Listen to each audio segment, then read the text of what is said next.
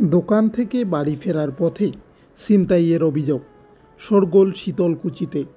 ঘটনাটি শীতলকুচির লালবাজার গ্রাম পঞ্চায়েতের অন্তর্গত বড়মরিচা মাসানধাম সংলগ্ন এলাকার। জানা যায়, প্রতিদিনের মতো আজকেও দোকান থেকে বাড়ি ফিরছিলেন ফারুক মিয়া।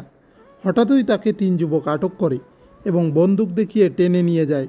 সেখানে তার হাত পা বেঁধে তার কাছে থাকা টাকা নিয়ে তাকে ফেলে মারধর করে পালিয়ে যায় দুষ্কৃতীরা, এমনটাই অভিযোগ। পরবর্তীতে খবর জানাজানি হতেই তাকে উদ্ধার করে চিকিৎসার জন্য শীতলকুচি ব্লক প্রাথমিক স্বাস্থ্যকেন্দ্রে নিয়ে আসা হয়। খবর পেয়ে ঘটনাস্থলে পৌঁছয় শীতলকুচি থানার পুলিশ।